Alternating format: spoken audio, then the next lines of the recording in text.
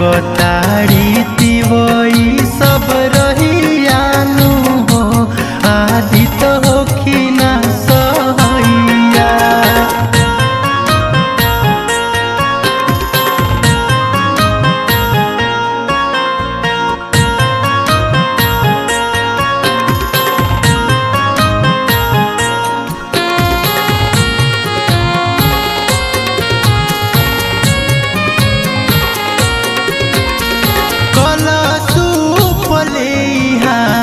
सबे बाट खड़ा जी थर थर कापे देहिया लागता जाड़ा जी।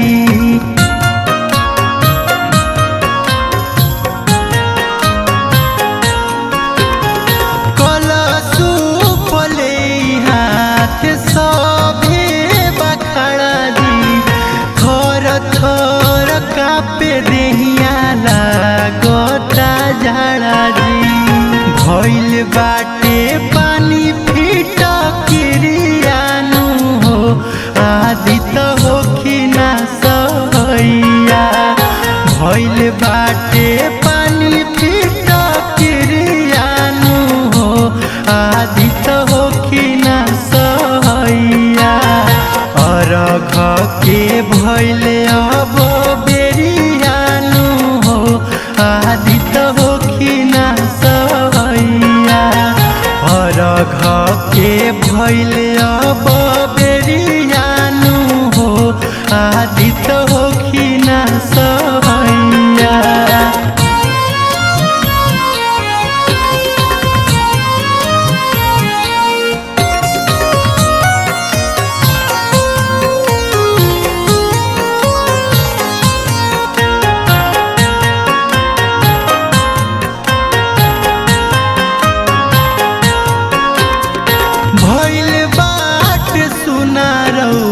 बिना देखी घटिया संटुआ गरीब के तू हरी विपतिया।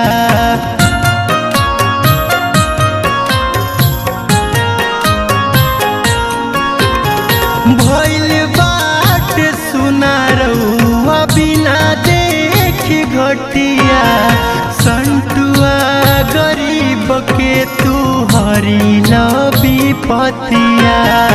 इंदर सनेही के सनेहियानु हो आदित करी सभी करिया। मंगल दिनेश के सनेहियानु हो आदित करी सभी करिया। अरघ के भइल अब बेरियानु हो आदित होखिना सहैया। अरघ के भइल अब